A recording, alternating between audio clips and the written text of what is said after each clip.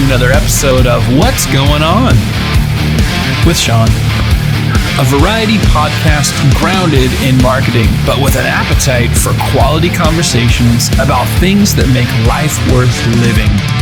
Time is precious, so thanks for tuning in today as we find out what's going on with Mike, Donovan, and Cody Jerry from SearchEnginesMD. Welcome to What's Going On with Shaun. Hey, Shaun. Thanks for having us. I always love being able to talk with you. Yeah, you guys, man. You guys are the best. Cody, how's it going? Doing great. Yeah. I'm doing really good. Better than I deserve. It's one of my favorite sayings. I don't know who came up with that, but I think it's often about perspective, right? There's a lot of stuff going on in the world. So I'm curious because I've never asked you guys this question. We've known each other for a bit, but where did SearchEnginesMD, where did that name come from? Oh, wow. Well, it's a play on words originally. So it was my wife and I came up with it together. And it was, originally we were trying to be SearchEngineMD, but that name was not available. So it was SearchEnginesMD. And then we played it off as like the search engine doctor, because we started off as just an SEO company. And so we and also play on words, since my name is Mike Donovan, MD, Mike Donovan. And then our logo was also like a monocle or what that anyway, it was a different logo, just because everything was like prescriptions and things like that. That's how we branded ourselves at the very beginning in 2010. So that's where that came from. Gotcha. I didn't know that. And so I was curious to know, like, what's the inspiration around a name? How long have you guys been in business now? Oh my gosh. Now it's creeping up. So it would be 2010 around this time of year. So 12 years, I guess. Wow. Yeah. Yeah. I my guess was that it had to be somewhere around 10, maybe more, because I think that I first became aware of you guys when I was still at Dealer Off. I mean, on. And we actually crossed paths. We crossed paths when you were doing some stuff for Dealer. What's that one company that used to do Dealer Peak? CRM? Maybe Dealer Peak. Yeah. Was it okay? They used to do CRMs and websites, and you were helping them out at that time. I don't know if they're still in business or not. I haven't seen them around, but you were working with them, and we crossed paths at that point because you were working with Matt Moore, and that's when we. Oh yeah, Matt Morris, man, great dude. I really enjoyed working with Matt. I think Joel, who's now over at Dealer Process, Madsen was there at the time. Yeah, that's interesting. Yep. That we've probably talked about this. I started working with those guys because I was at Reach Local, running their automotive vertical, and Dealer Peak was the first CRM company, although they were building websites and all kinds of stuff at the time. But they were the first company that said, we want to dig in and really figure out how to provide attribution for search engine campaigns run by Reach Local. And I was like, man, that's what we're looking for. And it was very hard for us to find any other companies that were willing to do that type of project with us, because Reach Local didn't necessarily have the best we were always kind of fighting an uphill battle, although we had a lot of big business. It was tough when Dealer.com decided to no longer be a partner of and white label Reach Local as their platform, and then they built Total Control Dominator.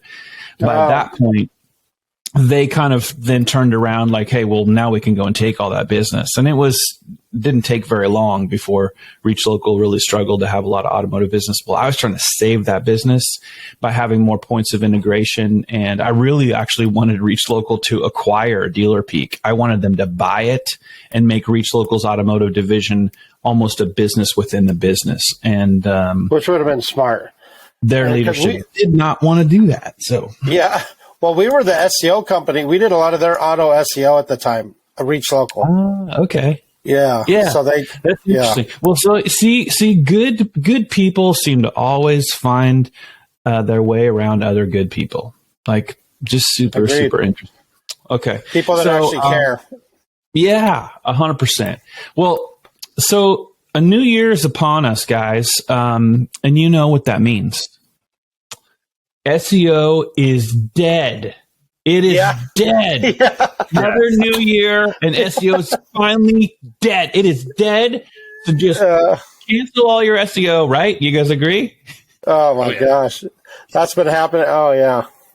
Why? Oh my gosh. Why is it that the search marketing pundits always have to say SEO is dead every single year? Like, why is that? It could be that they're just trying to sell whatever their alternative is. But why? I mean, we've heard that a million times over and over and over. It's like SEO is dead. 2023, your new strategy, geofencing or whatever. Yeah. Well, and this year, a lot of dealers there's dealers that have been speaking on it at these conferences. And so all the other dealers are jumping on board with it. Well, we're capitalizing on that. So while they're stopping, we're still moving forward with our clients that are still doing the SEO, and we're able to have a competitive advantage and being able to keep getting that leverage, so that we end up being in a stronger position. But it also takes a lot of explanation on our part with our clients and education.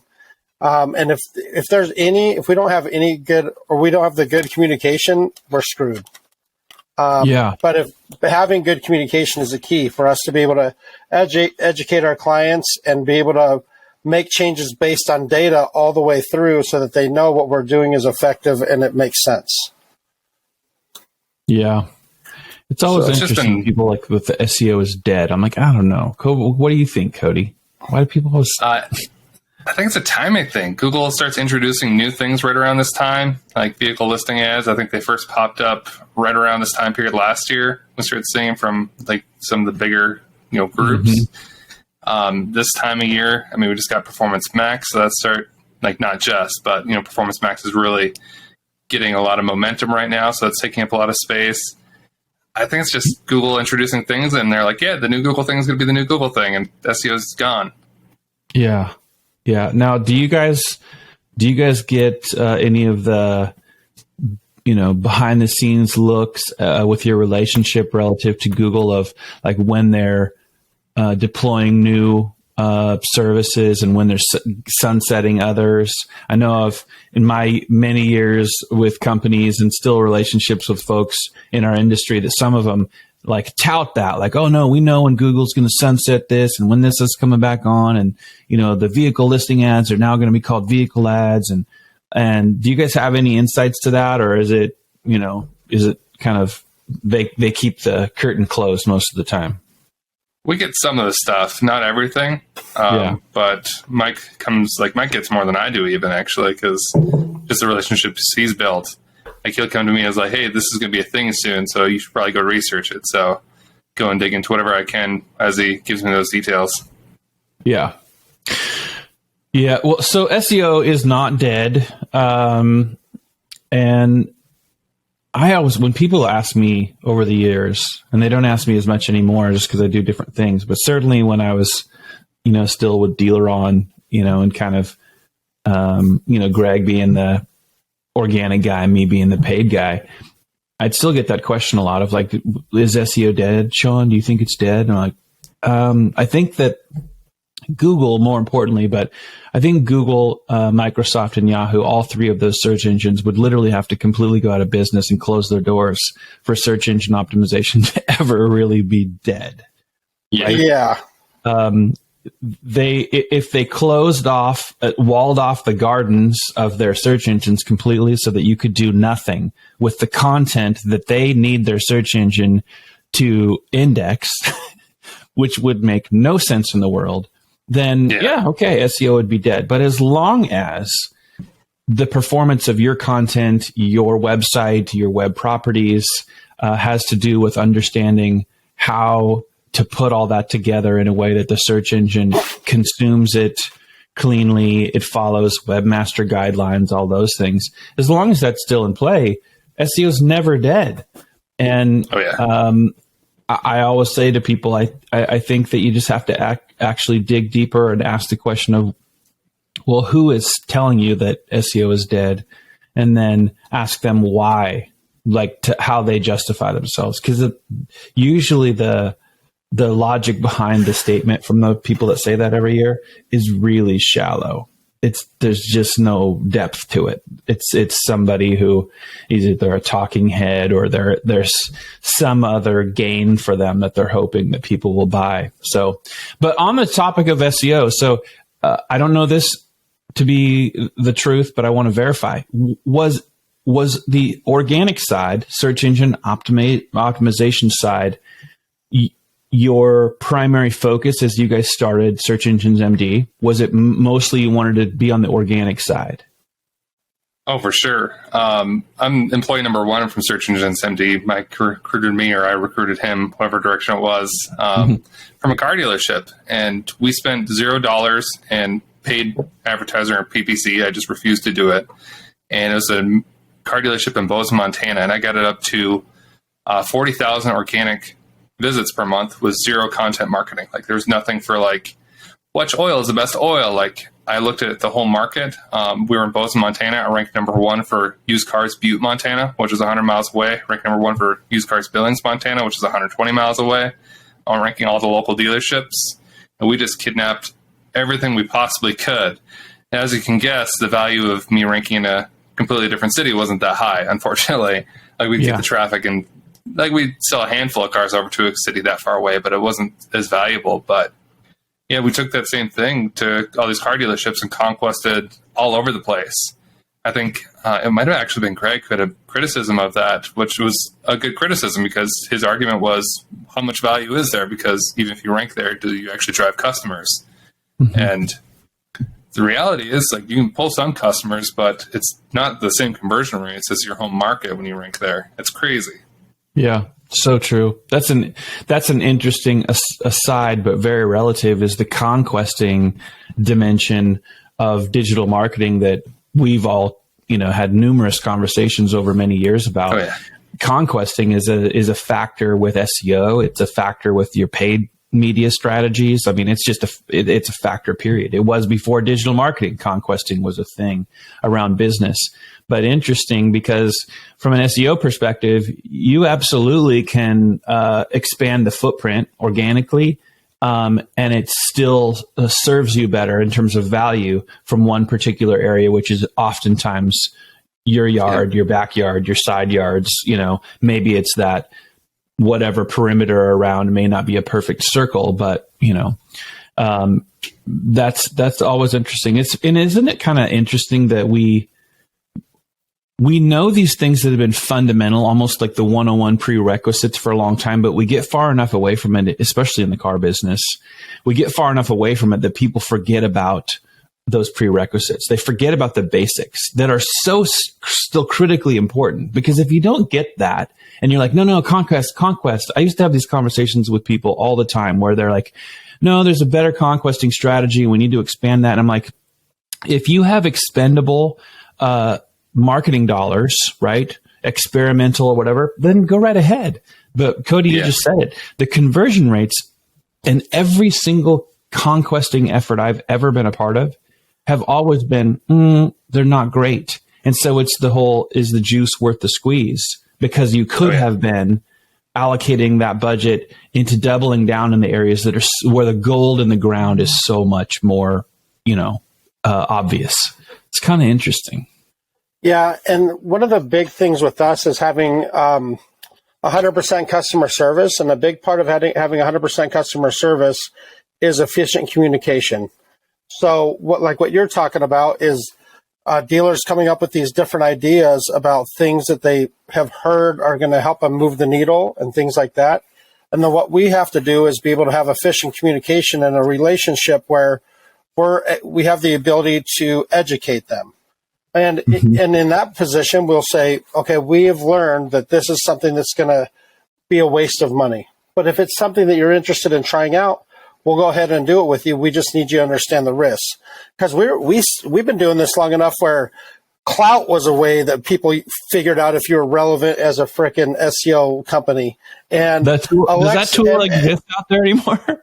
I don't know. And people were using Alexa rankings to kind of talk down about our SEO and things like that. And so that's what we're used to dealing with. So we had to learn how to be able to get past those weird things. And the way that we did that was building our ways of communication for one, and we found a way of only doing business with clients that we can communicate efficiently with. So instead of trying to get every single dealership out there, we're talking to the dealerships before we even have a pitch meeting. We get on the phone with them, we talk to them, we see if we can communicate efficiently. I always like to talk to the person that we'll be talking to every month. And if we talk to that person and figure out that they're not somebody we can communicate efficiently with and we're missing each other, then we're just going to be wasting money if we try to do business together. So, after having all these weird things popping up with us, like Clout and Alexa and all these weird things that people would use to try to downgrade our SEO, we ended up having to find ways to where it was not, that's not really a road bump or a bump anymore in the road. And so, yeah, it's something that's called customer centricity is what we found out.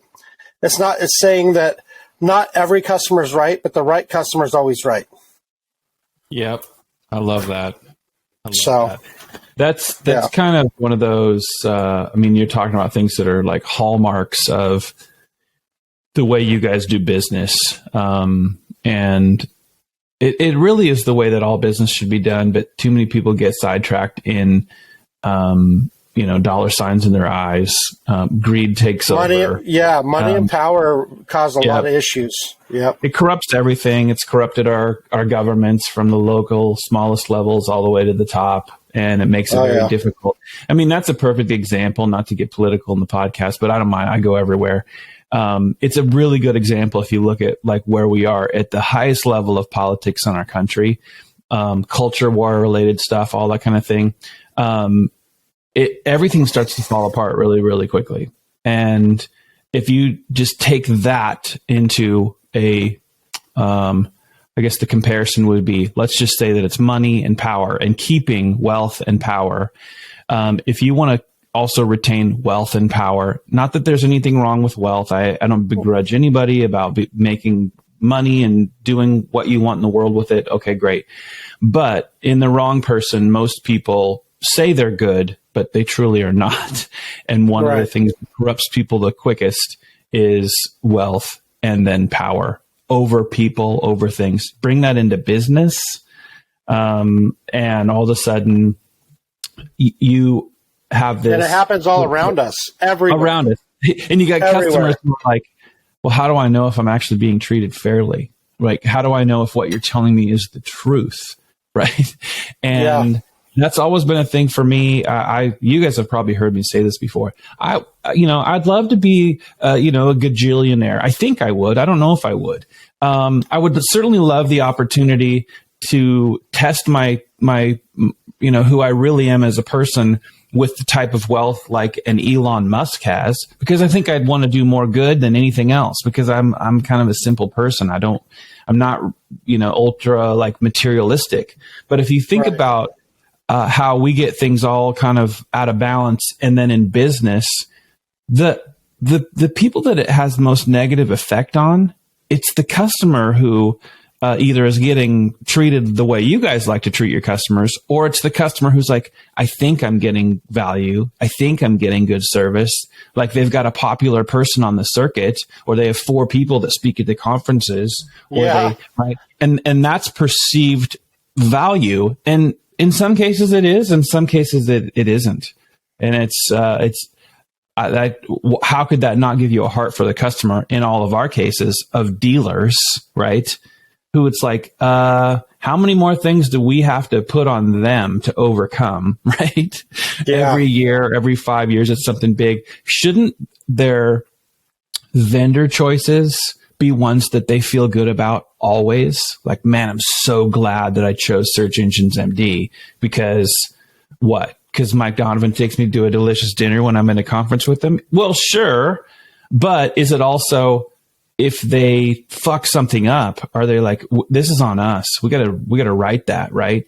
If we were not kind, if we were not considerate, then we need to be like, that's not the way we want to do business. That actually, I think, matters to people. I think that's more of the economy that people want to play in. It's kind of a little Gary Vaynerchuk of thank you economy when he wrote that book years ago. I still think that's the world people want to be in. I mean, what do you guys think? I agree. Now, and you brought up an interesting thing about the dinners. So here's a cool thing about the dinners for me. It's not just taking out people that put money in our pocket. What I do is I pick all these people that I think are good human beings and will benefit from each other, knowing each other and networking with each other. And I put all those people in the same room. So then that brings us back to our hiring process of the way we hire when we're taking on new clients. We look at it as an interview opportunity rather than just trying to get money out of somebody. So we try to find people who communicate efficiently, for one, actually give a shit, because we can't teach give a shit, and are good human beings. So I know that's kind of a tough or a slippery slope, but we've done a good job at getting a good group of people who all actually give a shit, for one. If they're vendors, they care about their clients. If they're dealers, they care about their clients. So customer service isn't just for your clients. It's the way you act around everybody. It's the way you treat your family. It's the way you treat your friends. It's all these different things. So when you get all these people that are based in the same thing in that same room, those dinners are magic. It's not just trying to upsell somebody or trying to wine and dine somebody. It actually turns into an experience that you don't forget, and it feels good, not just to have the food, but the all-around experience. Because when you're surrounded by that many people that have one thing especially in common, that's having a good heart, it makes everything a little bit cooler. So I know I kind of talked in circles there, but really that's what it comes down to, is having people that are in that. They're not doing what they do because they have to. They're doing what they do because they love it. And you put all those people in the same room, and it creates a very cool situation. And that's my point of view. Cody, what do you say? All of that. I mean, I love your dinners, like somebody playing saxophone live in the room while a person behind them spins fire and people fight over tacos. I mean, that was definitely a highlight of my life right there. I love that. Well, I've been to a couple of so yeah, it wasn't at that one, but Mike is like 100% on like helping people. Like, he doesn't talk about it, he doesn't brag about it. Like, one of Mike's buddies called him and was like, "Hey, I need you to come take care of my business for a month." And Mike's like, "All right, bet." And he hopped on a plane that day and went and took care of this buddy's business for a month. Guy was able to come back, and Mike's like, "Peace out." Like, helped his restaurant actually grow while he was gone. Mike's just left. He didn't ask for anything, didn't want anything. Just helped his bro out, and he was good to go. Like, that's the type of guy he is, and that's how we try to treat everybody. Yeah. Well, I'm obviously a little bit biased. I think it makes a difference. You've invited me to a couple of these dinners now, and after the more recent one, I had a little bit more of a crystallized perspective on what that experience is like for me. And I don't know if I'm speaking for other people, but for me, I'm in a room having conversations, none of which I feel like are wasted time. Right. Right. I'm interacting with people, some who I know, some who I may know really well, some who I know just a little bit, some who just may be acquaintances. I feel like the time I spend with all of them is not wasted time. And when it's all said and done, the fellowship, which is really what's going on there, it feels, I'll hit politics and religion. It feels a little religious to me in the good sense. I grew up going to church as a kid, and my best memories of that were when there was fellowship and community happening. It wasn't about, hey, who's in, who's out. It was about people being together, doing good things, being focused on the good, right? Being focused on, how do we make each other better? How do we make, I love that. Focusing on the good. And those dinners feel like focusing on the good, right? Maybe you have an adult beverage. Maybe you're the one that prefers just to drink water. You get to maybe experience conversation, perhaps even food you've never had before. It's just this really interesting experience. But at the end of it, I feel like the net for me when I go to your dinners is I feel like I could pick any person out of this room and do something better than I could have done it all by myself. Like they're just good people, people. And you feel like, pick any one of them. Or if you just took this whole group of people and said, hey, you guys are going to have to be assigned this task to do something and fix this problem or start this business or start a business. We're giving you $5 in a year. We're coming back to find out what you did. For whatever reason, you seem to have this magnetism that draws people into those environments where it's like, whether there's 2 or 3 of us or there's 25 of us, I always feel like, man, I could go accomplish really amazing things with people like this.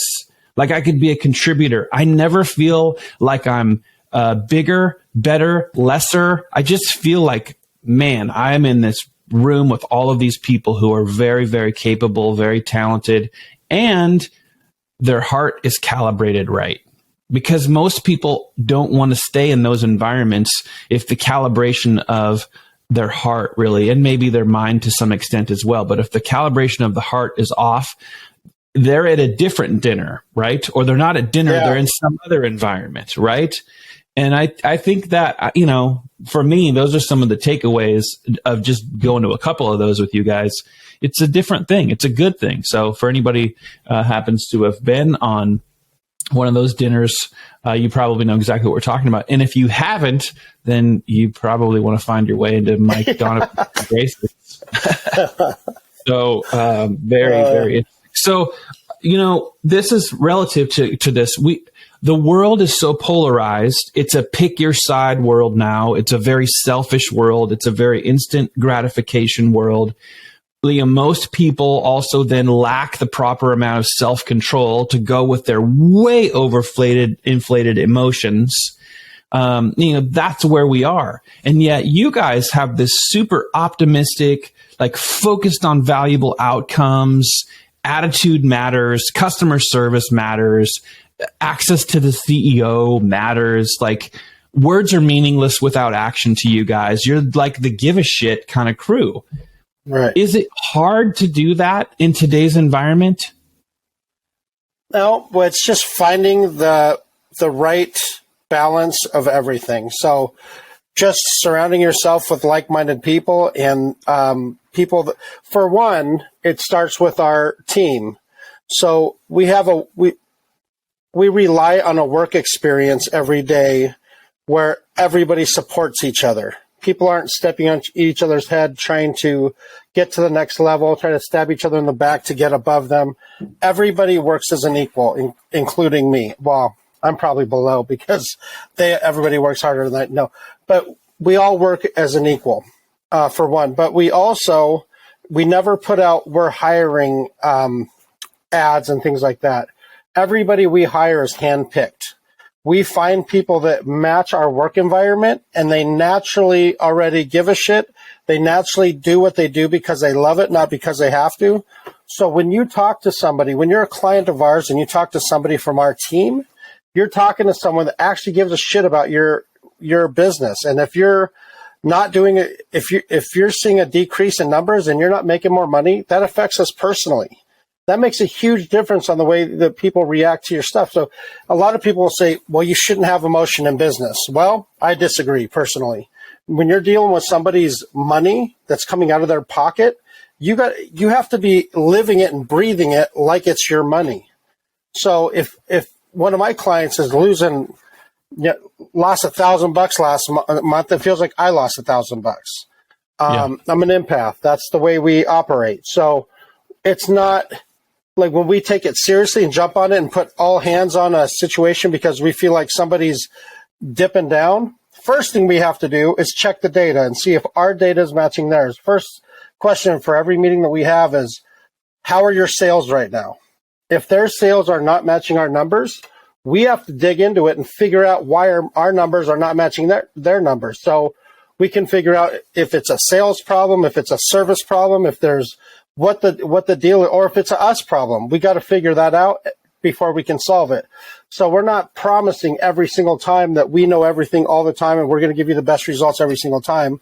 What we can promise is that we're going to grind with you every single day. If you're not a person that's willing to grind, we don't want to do business with you. So your question is it hard to do that? Is it hard to survive in a world that doesn't match up with the way that we do things? Not necessarily, because the majority of the companies out there are putting most of their effort into building so that they can sell and make a bunch of money. That's not what we're doing. We're doing everything we can because we want our clients to say, we trust these people, we like these people, and they make a difference. They help me make more money. For one. For two, it just means something to us. Being able to look someone in the eye and tell them that we're going to deliver something and then actually deliver it is really important to us. So if something comes out of my mouth, I want to be able to deliver on it. So is it hard? No, it's just natural because it's just who we are. I would say in the traditional, like growing your business sense, it might be more difficult because, a lot of these companies are talking about how fast can we grow and their churn rates. If we lose a client, we take it personal because it just happens so infrequently. Like every single time we end a relationship, like it hurts all of us because it's people we've been with for years. It's people that we're really good friends with. Like we have people from 2011, I think, that are still with us. 2010. So, yeah. 2010. Yeah. So our churn rate is so low that we don't have to constantly be trying to sell new deals. And that's why when we go to conferences, it's less about, how many deals did we sign? It's more about how many relationships did we make, because that's what matters. Yeah.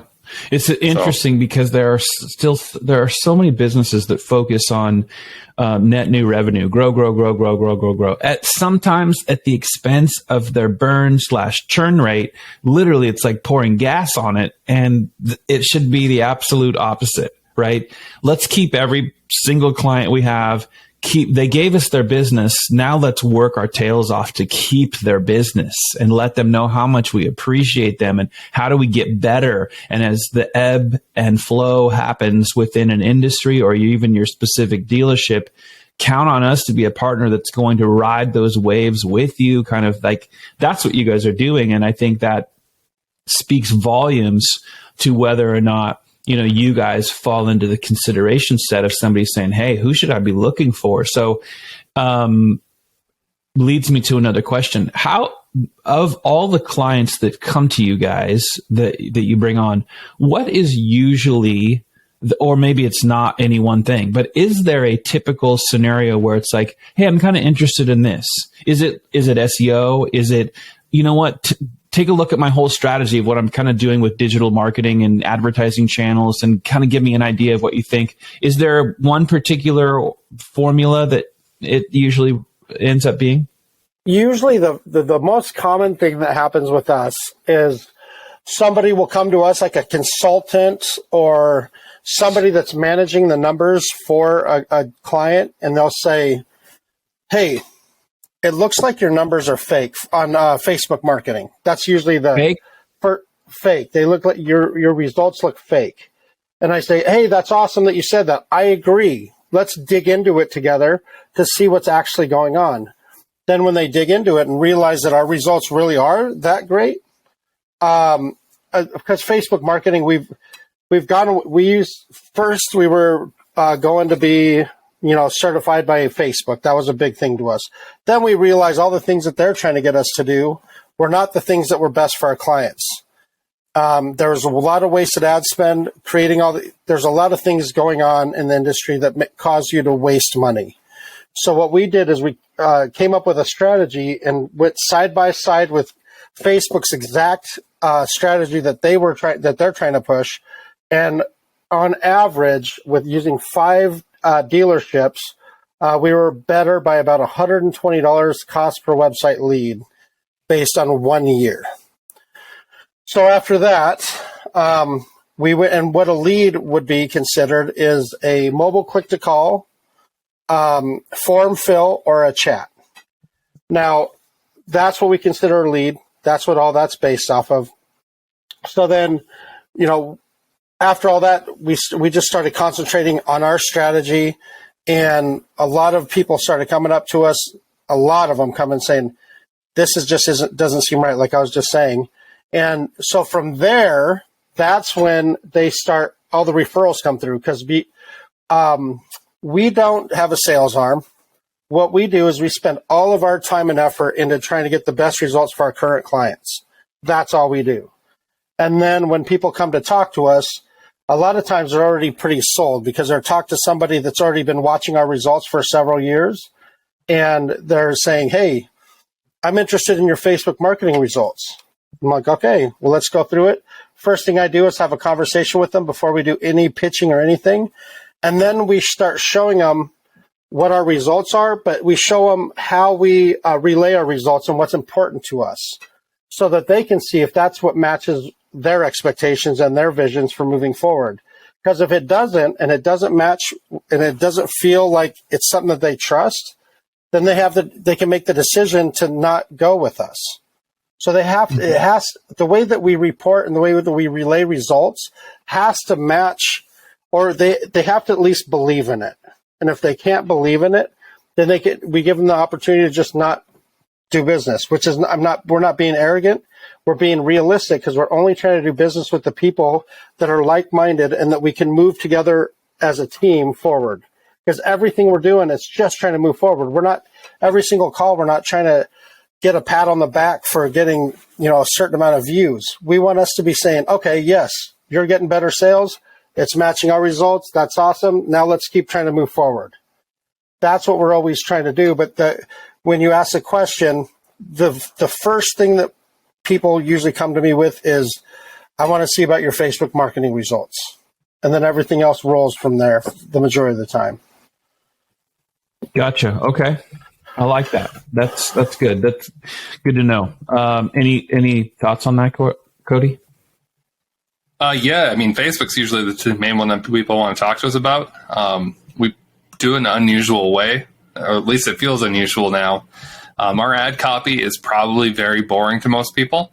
It's not over the top. It's not like anything special, because when we tested all of it, we found that less words that were boring got people into the cars faster and got higher click-through rates and lower cost per click. So we just keep it basic. And, once in a while people want to test that. We tried emoticons, we tried all kinds of different stuff, and it just boosts the cost per click. It makes it more expensive. So we end up going back to the set of ads we run. And, there's only like 30, 35 different versions of the ads that we run. From there, we can do, custom stuff as well, obviously. But initially, we launch them with our, one of the sets that we think that are going to perform best in that market. And then from there, you usually go into pay-per-click advertising. And then once we have those two really chugging along really well, then they get to the SEO. Do you guys ever have clients, new clients, that maybe haven't experienced hey, we're good people, we're focused on results, we don't just want you to like us because we're charismatic, fun people that have great dinners, but we actually are totally relentlessly focused on getting great results for you. But with this attitude, this can-do, this customer service, 100% focus, do you ever have clients that have to warm up to that because they're just not quite used to it? Oh, for sure. We're very, very restrictive with us spending money, because like a good example is we had a car dealership, Chevrolet dealership, that had spent close to $20,000 a month on Google ads for years. Like, that was their thing.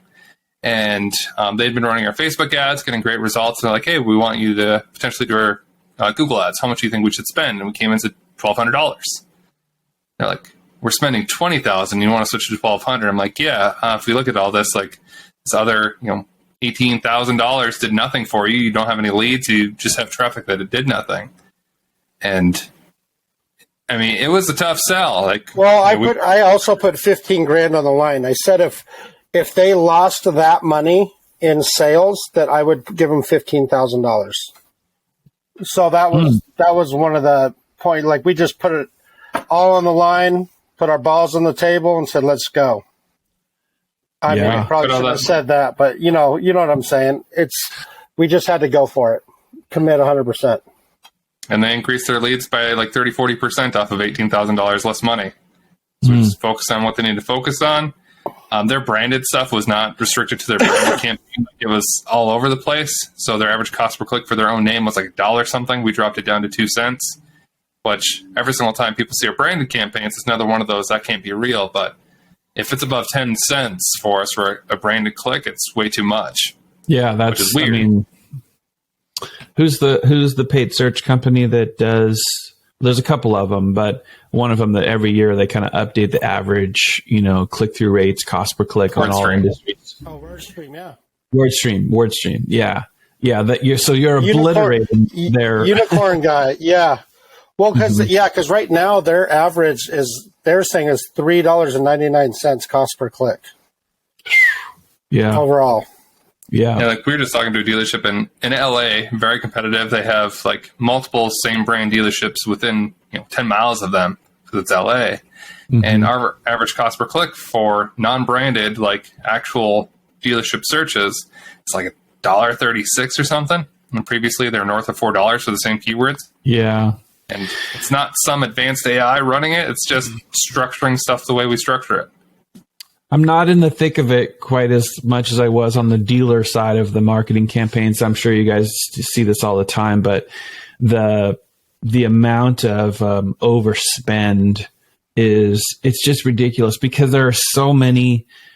I won't name names because everyone would be like, "Man, Shaun doesn't like this." It's not. It's like it's. I don't like the way a lot of companies handle their paid media stuff. I don't like how a lot of the SEO stuff is done because it's just lazy. There's just a lot of set it and forget it, and to some extent, don't get mad at me, Google. I love you, Google, but Performance Max, to me, at least still for me on the surface, I'm kind of one of those prove it, and then I'll believe that PMax is really now the be all end all of give it all the information, load up your display ads, load up your videos, load up a few of these, and then the AI is going to make all these variations and chase down who it's supposed to go to at the right time. And, your most optimal, results on your ad spend. Okay. I've been doing that for I don't know how many years now, just knowing how your stupid ads platform works, right? And then you want to make changes within that platform to dumb it down, right? Smart campaigns, like they have the version of, hey, set up your own AdWords or your ads account, which is like, here's the dummy version versus no, I need to actually see full features because I may not want to use the search partner network, or I may not want my text ad showing up in the display network, or just little things like that. Segmenting when your ads run and when they don't run based on when your business is really open and how much should you spend. Should you let your ads be running when you're not open? And if so, should you bid adjust in those? Like all of those things became the difference makers for me in the paid search world for years and years. But even with that effort, there's still so much, and I'm sure you guys see it every day, of companies that they are not thinking like, this is my money. This is my business. Right. I need to get every single drop of value out of this dollar spent. And they're just trying to get Google Premier and just trying to get them to spend as much ad spend as possible, no matter what the cost is. Yeah. And that, I mean, for me, on behalf of you guys, I'm thinking, man, what a flag to be able to plant, because I say this about people in our industry, in the car business. You guys have heard me say it because I've said it about you guys. There's so much coal that the diamonds are easy to spot. And that goes for people. Our industry is full of coal that you see the diamonds shine really easily. It's the same way for me, if you know a little bit about the companies and the services they provide, of like, man, there's a lot of coal. And some of that ends up even in OEM programs, digital programs, unbeknownst to the dealers that thought they had choice, and they're still now sold choice because, well, we've hand-selected 5 providers for you to choose from versus, well, why can't I choose from anybody? There's a lot of coal out there, and it makes it very difficult for dealers who know how to operate their business, but have been forced to understand all of these marketing technicalities over many, many years, that it's a challenge. And for me, it's frustrating to see the companies out there that take advantage of it, and they know they're taking advantage of it. Yeah, and you and Greg were actually were big pillars in my decision to not, because I was working towards becoming a co-op approved vendor for all of the OEMs, and I was going that direction at the same time you guys were doing it. And then once you guys did it and started seeing what happens, where, I don't know, am I allowed to say this out loud, but you're charging $3,500 a month, but only getting like $2,000 in return or something, whatever the numbers are. It's not, those aren't exact numbers, but then you're not allowed to rank for service terms. You're not allowed to rank for parts terms. Anytime you do anything like that, you actually can get penalized for it. And so we chose to lay back, because I was 100% committed to it at the time. And we were put all our resources towards that, and we're working towards it. And then once I heard that, I was like, you know what? I grew up as a fighter. I grew up as a full, like a boxer, MMA fighter, all that kind of stuff.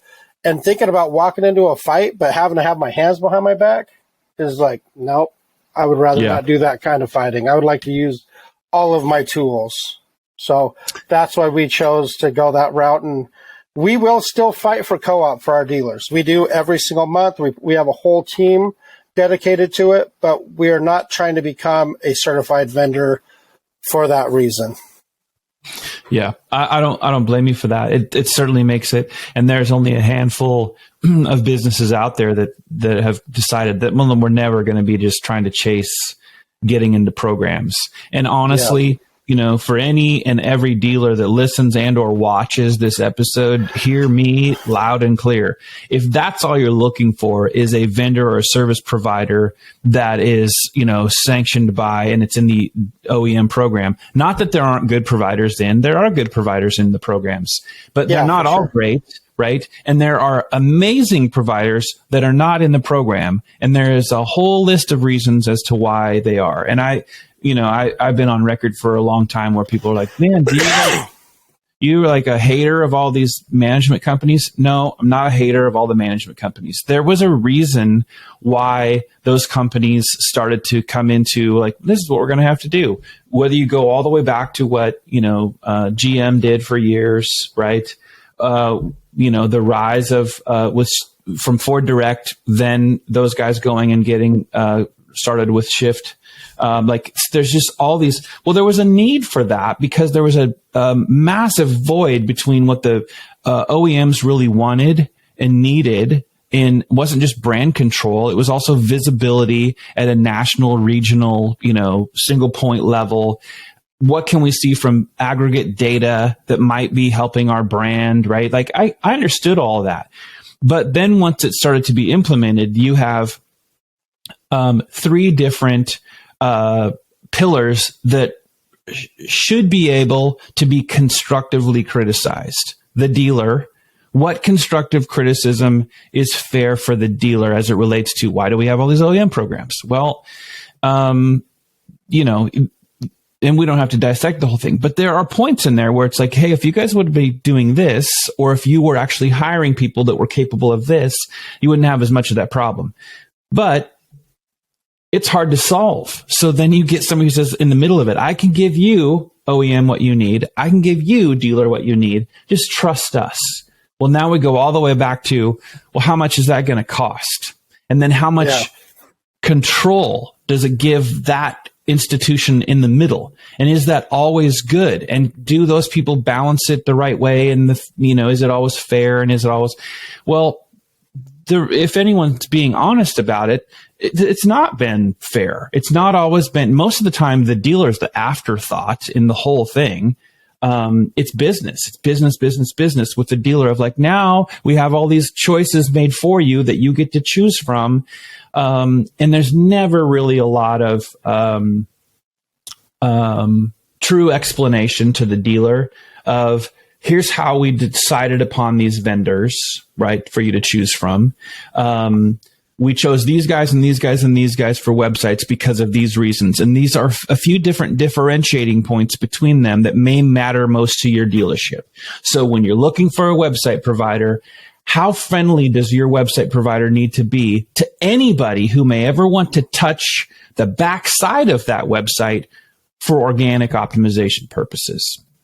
If that matters to you, right, then here's why we chose these guys versus these guys. If it doesn't matter to you, choose these guys, right? There's never any logic like that behind, well, this is why we chose these guys for as a paid search provider, these guys as a social provider. It's not. They let those companies basically say what they want about themselves. And then it's just, here's the smorgasbord of like, choose from all the flowery talk about how these companies say they're super awesome. And some of these management companies have then also had to put representatives, digital consultants, if you will, in the middle of it, which then they can charge for, to be the translators between what the dealer doesn't understand and what the service provider is frustrated with. There has to be somebody in the middle. All the while, we have not properly serviced the dealer by helping them become more and more and more educated, which is exactly one of the signposts. I think you guys even say it on your website, if I remember what I read. You want to impart all of your knowledge, take everything out of our brains so that you know what we know, right? So even if you don't, the personnel in your neighborhood that could actually pull off what we do, at least you know what we're doing. You can literally hold us accountable because you know what we know. This doesn't happen within the OEM programs. So it makes the dealership not smarter, right? It makes the dealership dependent. And I've said this for years and years. If your dealership is perfectly fine looking in the mirror and saying, we've never learned how to eat anything but baby food, we can't eat steak, we can't eat solid food, then just enjoy your favorite flavors of Gerber because they're going to keep popping the jars. Every vendor, every management company, they'll just make it easy for you if that's all you want. And now, what are dealers going to deal with? Oh, well, there might be an agency model, or there might be this. There's all kinds of things now that are beyond just OEM programs, digital marketing choices, and website providers. There's all kinds of monumental things that'll be happening in our industry over this year and several years to come that unfortunately will have been affected by the conditioning of dealers through this technology boom that started really in the late 90s. Well, and you voiced a true solution to it, though, because it's all these programs that the dealers are being forced into. They're just being forced into it blindly, like actually being forced. Their head is being forced into these buckets, and they're not given the breakdown of why each one is valuable for their sales, and being able to have all that data to be able to actually measure it side by side and make an educated decision on what's happening, and also holding the vendors accountable for being able to actually educate these dealers so they're more valuable. Because in the end, the OEMs just want to sell more vehicles, and they will sell more vehicles that's the other side of it, though, is they're actually making their money from those vendors as well. So if the less educated, they could be making more money. So that's the scary part about it. But if we're truly doing the right things for the right reasons, we are educating the dealers so that they're able to be more effective and they actually understand what they're dealing with. So what you voiced there is a true solution to the bad stuff that's going on in the industry. So which is crazy because it seems like common sense, but it's nothing that I've ever thought of before as far as an actual solution. So that was cool to hear, actually. Yeah, years ago, somebody challenged me on it's like they were like, why are you so, anti, OEM programs and all that kind of stuff. And I'm like, it's not that I'm anti. You can get into the semantics of how much they take from a vendor to be in the program. And you can say right there, well, we have already entered conflict of interest territory of whatever we're trying, but nobody ever wants to talk about it. I mean, Pash has a handful of times come out with, some right hooks, just punching some of them in the face. Like he just doesn't care. I've never been that guy. Like I have friends that work at these management companies, some still there, some that have been there for years and gone on and done other things. And I feel like of many people in our industry, I think as a kind of an independent third party voice at this point in my career, that I'm kind of fair. I'm not like, but a few years ago, I want to say shortly after leaving Dealer On, I was challenged on this, like, why do you feel this way? Like, what would you do differently? And I was like, that's a good question. So I put some thought to it. And then I was like, you know what, if it were me, one, I'd be trying to relentlessly educate my dealers. And then I would be force ranking them into different categories of, progressive and kind of where they are in their capabilities, including, who's on staff there. And if they have a marketing manager, what does that mean? Just like, I have an internet manager and it's $19.99. So it means nothing, right? It means that you're the guy that knows how to turn on a computer and no one else does. You could say the same thing for a lot of these marketing management roles, even today, of like, well, how much do you really know? I'm AdWords certified. So like the theory of, but I know mobile ads and display and YouTube. Okay, take me into the back end of Google Ads and show me how you build out a campaign for a Hyundai dealer. Right? Are you going single keyword ad groups? Are you throwing all the new cars into one big campaign? Are you like, show me what you can really do, not tell me. Like there's knowledge and then there's doing, right? And so I was like, I want to put together something, and this is what, and I have this, I wrote it down somewhere. This is what I would do. I want to make sure that I understand the level of education and capability at the dealer level. And if I don't know anything about it, then I want to survey them. And if I'm the OEM, I'm going to start participating and making them smarter. Do they not hold them accountable on CSI? Do they not hold them accountable on the customer experience? Do they not mandate, hey, your whole building has to go through a multi-million-dollar redesign so that you look brand consistent with everybody else who happens to be our brand? There are all these things that we do. Why would we not make sure that we're helping them from an educated capability standpoint to have the best people? And if they can't find those people, at least they know the attributes of the ones they're looking for. 1. 2, I wouldn't make a mandate of anybody gets special treatment. Like, hey, we're picking 5 website providers for you to choose from.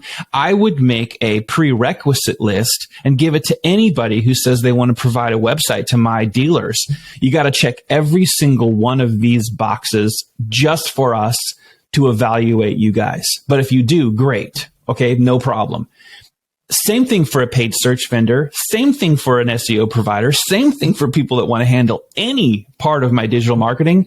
I'm going to have a list of, this is the minimum threshold, right? And bonus points if you do this, right? Now I just open it up to everybody. And then I just tell the dealers, you don't have to worry about all this other stuff and controlling all the co-op stuff and all this. You just go and tell anybody that you want to do business with, hey, the OEM has a website. You go here if you're a provider of this type of service. Here's all the checklists, is what you have to be able to do. If they have questions, they contact us and we tell them, if you meet these minimum requirements, if you don't, right? Now it just opens the playing field back up to every single person. And I know there are people, I've had people push back, you just can't do it that way. I'm like, yeah, you can. Just nobody wants to. It's like, it's too hard. Like, whatever. That's the way that it should have been done a long time ago. But if you have no idea of how capable and educated your dealers are and you're doing nothing to help them get there, which is what you guys do in the whole process of being a client of yours, take our knowledge, pull open our brain, take all the good stuff out. That's a difference maker, right? And so if you do that with your dealers, then 1, you show you really care. 2, then you can trust that, like, hey, we're going to tell all the providers their minimum thresholds to be able to even provide services to our dealers. So now it just opens up the whole playing field, right? And then I think that there would be a pretty easy way to incentivize providers with recognition, awards, whatever you want to do that would be real and legitimate based on, if you want to know how, we have 700 of our getting an award for your actual results rather than having to pay for it? Exactly. Weird. Then that's weird. Oh. Then what you do is you have your portal of all the providers. Hey, you met the minimum thresholds, but I would literally post of all of our dealers, whatever brand you are, 75% of our dealers use this provider, right? Why? But you could also then see those providers who are recognized based on these guys on average have, 52% of their traffic that they're bringing to their sites is done organically, right? And that gets some recognition because that might matter to somebody who's capable and educated as a dealer who says, man, our organic traffic makeup needs to be over that. We want it over the 50% threshold, right? Or we're only at 38%. And how do we change that? It literally opens up real digital marketing conversations. And I guarantee when you're putting all the focus on the data, you can get as granular as saying, this is what their results are with Hyundai dealers. This is what their results are with Toyota dealers. These are the ones that are getting the best results overall, and matching it up like that. It just seems intelligent. Yeah. I don't know. That's what we do. Then you don't get taken advantage of by sitting there and somebody, again, because we've been conditioning dealers this way for years now, where the dealer's like, you ask them the question, well, what's your goal? What do you want? What's the goal for 2023? And almost every dealer says, sell more cars, Mike, sell more cars, Cody, sell more cars, Shaun. And we're sitting here like, yes, how? How? How many did you sell last month at this time, or the last year in this month? How many cars did you sell last year? And how much of a new car inventory reduction did you have? Were you down 20% of what you had pre-pandemic? There's all these data factors like, okay, what is your OEM telling you? Are your levels rising? At what percent per month? Do you feel like you're going to be back to 80% of what you were pre-pandemic by April of 2023? All of those things would go into a discussion around, well, what kind of marketing budget should we have and how should it be prioritized as we get into Q1, Q2? These are not the conversations that are happening in most. Yeah, and adding in the market types, because one of my favorite sessions that I think I've ever watched was at the last digital dealer that was in it was the one in Tampa, I believe, or was that NAD? Anyway, it was the one where they had the panel of all the dealers, the forward-thinking dealers from around the U.S., and they all had different things that deemed them successful. And there, some people saying one price, other people saying that doesn't work, but all of them are equally as successful, but there's different strategies for different markets. So not having it to where the markets also are involved, the type of market is involved with the type of vendor that you're being suggested based on data. Yeah. You know what I'm saying? So it's basically what you're saying, but adding that little piece in it, because that's actually a big piece that seems little, is absolutely the type of, yeah. So this is a good question for you guys. So 2023 almost here. In general or specifically, whatever, general or specifically, how do you guys think dealers should be prioritizing their marketing efforts starting off the new year? Let's start with Cody. Websites. Yeah. So he said fixing their websites is what he said. I cut him off, but go ahead. There's been so many things bolted and added on to websites here in the last year and a half, just from everything coming through, and just the amount of tracking we see that's wrong, like different service providers not attributing social as a medium. So every single conversion that came from that tool never reported as social, or that it came from Facebook, even though it was. So all the way down to tracking the attribution, make sure that's actually set up correctly, make sure that tool is reporting to your analytics, because we've found that too, where your chat company is not sending any events into your analytics, you can't track it there. Making sure everything's properly set up, and then from there, evaluating what your conversion rates are, because we've seen some people with 0.5% conversion rates when we go into a website and everything's properly tracked.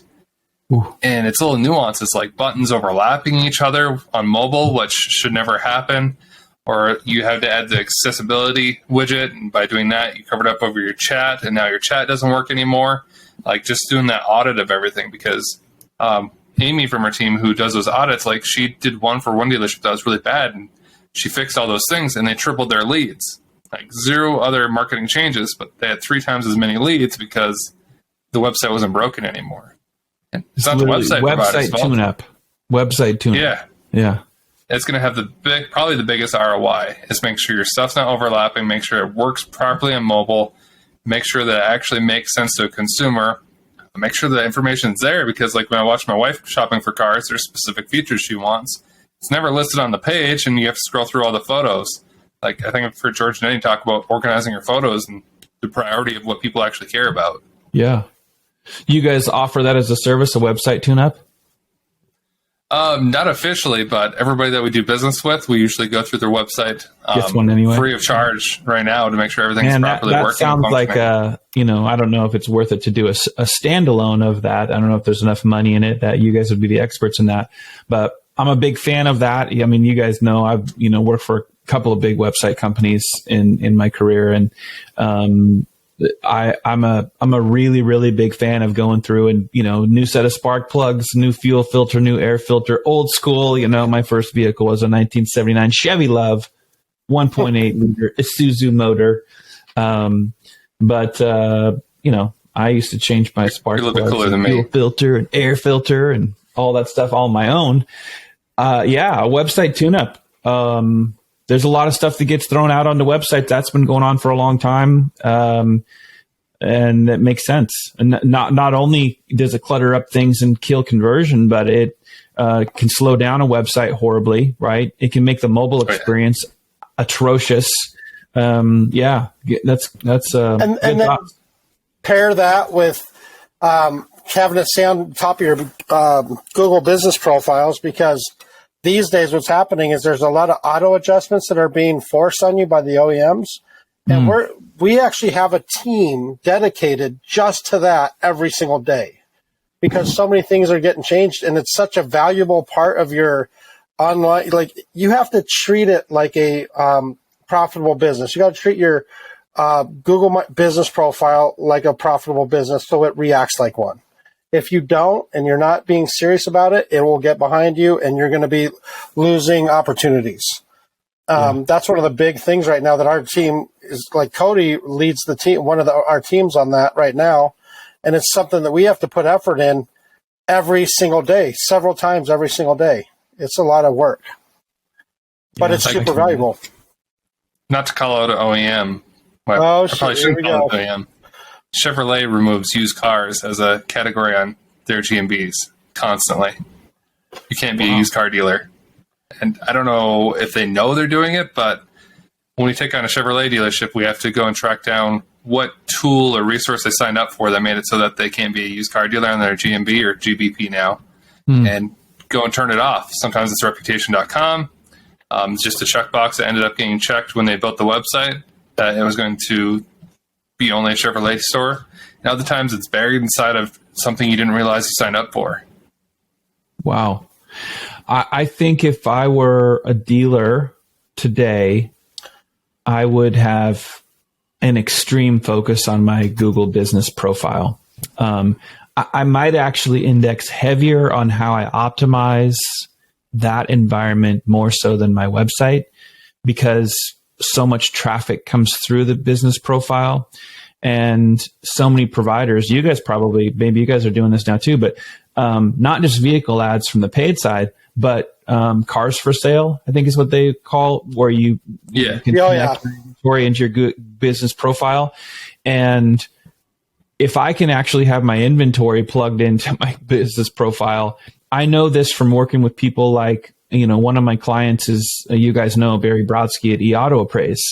And I want to say it's a couple years ago now, maybe 3 years ago now, he had asked me, like, hey, is there anything we could do with Google My Business and eAuto Appraise? And I'm like, you know what? Let me dig in a little bit. And I figured out how to go in and set up offers, through the Google My Business page, to be able to make it really easy to make a click and go directly into the dealer's eAuto Appraise trade tool. which at the time seemed like a really big deal. Now it's like, man, it's simple. But there's still so many dealers that do not optimize the vehicle acquisition side, whether it's a trade-in tool or a trade-in tool that also acts as a sell us your vehicle tool. And you guys probably work with a lot of dealers that use tools like that. But Brodsky's, you could wire it to go into the we're trying to sell us your vehicle. So you could have messaging on your Google business profile that speaks to, we'd love to buy your car, even if you're not buying one from us, that kind of stuff. Hey, our trade-in experience is the best one you've ever had at a dealership. Prove us wrong. Click here, that kind of thing. But I'd be doing that on top of, I want my inventory there. And I'd probably have messaging of like, hey, if you're finding everything you need right here, you may not even need to go to our website. So, if I were a website provider today with what Google's done with vehicle ads, cars for sale, the Google business profile, I'd be like, man, how long until most of the transaction capability, the conversion results that we really want are actually going to be coming from my Google business profile and not my website?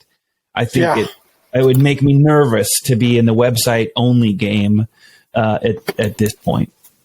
As much as I have friends that are out there in the website provider world, I wouldn't want to be in it. It's tough. If I was, I'd want to be with a team that has a lot of money because I think it needs to be revolutionized. It's been overdue for a lightning for a long time. But I won't give away any of that right now because maybe someday somebody says, you know what, we're going to write you a great big check, Shaun, and you're going to come and be part of this big team. Stop doing all the things you're doing with your businesses, and then I'll give them my ideas, or I'll share them with you guys at a dinner, and then we'll all do it. Yeah. I got a few rapid questions to get me towards outside of business and a little bit more fun. You guys good for we keep going a little bit? Okay, good. Okay. I'm a dealer and somebody tells me I got to get in to TikTok. You guys say what? So there's actually inventory ads for TikTok. You'd have to combine it with a video, but I would definitely get on TikTok. I would get their inventory ads going. It's a little bit wonky to set up, but I would do a combination. It's like the collection ads on Facebook, basically. Like I would get on it right away. Is it still in the, hey, it's early, so consider yourself on the bleeding edge. You might shed a few drops of blood, but if you like to be an early adopter, too soon to tell on like how the results will be. You know that there's traffic, there's people there, but as far as like, how do we start to get an idea of how well it performs in comparison to, the Gram or Facebook or whatever? Is it still in that early stage? I'm guessing. Still early. Yeah. Our conversion rates right now are around 0.3 to 1%, which is, not as high as we want them to be, but, fresh right into them. It's acceptable, I think, in my book. Yeah. Gotcha. Oh, very cool. Okay. Next is, you guys, what are your thoughts on electric vehicles? I'm pretty excited about it. My brother's an electrician, and I've heard him talk for probably a few hours now about how it's not going to work. And that's just coming from an electrician point of view, the grid system, all that's his thing. I think they're going to be able to upgrade things and get it to the point where we can have them, efficiently. It would be interesting in places like where I'm at. I'm in Wyoming. We get 100-mile-an-hour wind that's freezing. It's probably not going to be as efficient here, but there's a lot of markets where I think it's going to be great. Yeah. Yeah. What about you, Donovan? Any thoughts on the EVs? Yeah, it's crazy what you can do with just batteries these days without having to. Yeah, I think it's not something that we could do where I live because it gets like negative 50. But as far as a whole, I think electric is definitely going to be taken over, and it's going to be a lot more effective than what people expect it to be. I think they just had a solar cell that got 39% effectiveness when like the traditional ones we use right now are like do not quote me on this number. It's like very, very low, like 12% maybe. And as soon as we get solar cells that are, close to 100% effective, or even like, let's say 60% effective, 6 times better or 5 times better than what we have right now. Like all of a sudden that becomes very realistic at a very local level. I hear some optimism from you guys. I hear some acceptance. Maybe it's tolerance, branded as acceptance. I don't know. It's one of the, I will just say for myself, I hate them. Oh, dang. And I don't hate them. Actually, electric vehicles are super, super cool. I'm not sold on them reducing the carbon footprint as much as people say, because I agree with you. Fuel to make one battery, and we haven't even started to mine. I don't think there is enough mining capability or existing mines set up to make all the batteries that they're going to need to have, a full electric. We're all electric by 2030 or 2035 or whatever, let alone, setting up the grid to make it work that way. And the reality is, as much as I like solar and wind, I got no problem with it. I live in Texas, and we had our snowpocalypse thing that shut everything down here. And we've got lots of wind farms and lots of solar. There's a lot of sunshine in Texas. There's a lot of wind in Texas.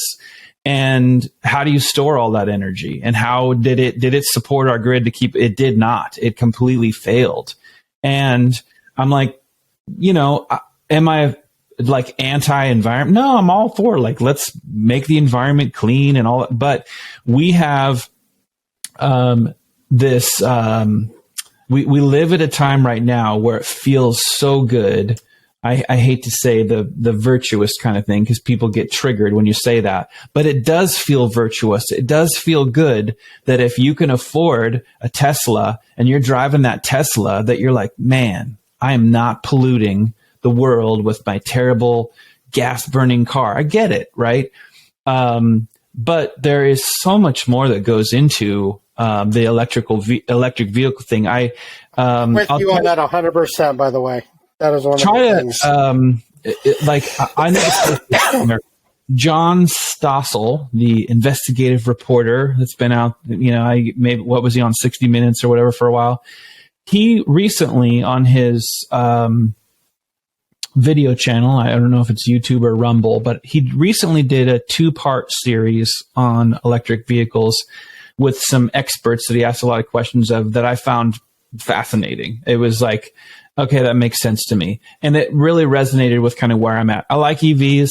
I'm all for it. Let's continue. We should be obviously, kind of diversifying what we can do with, automotive and, all kinds of vehicles. But we also have to be realistic, and we can't be especially listening to people at the highest levels of politics, because they are pushing these things for different reasons under the guise, it's a facade of like what it really matters to many of them. Not that they wouldn't want cleaner air, better environment. I get all that stuff, but there is just so much more to it. And those Stossel videos are really quite interesting. It leads me back to how I felt about electric vehicles for several years now, which is there was a guy who did a TED Talk probably 5 years ago where it's like, if we really want to make an impact on the environment right now, until we continue to improve all things around electric vehicles, we need to be driving a lot more hybrids, because driving a hybrid car right now actually has positive impact on emissions now, not later. And for whatever reason, it's hard push with EVs. I think we need to be also hard pushing hybrids while we are more realistic over time, because I think being really responsible and having EVs be as effective as we want them to be, I think it needs more time. And I think we've wasted time in that process, but at least now we're on it. So it's good. And then that said, I will say this.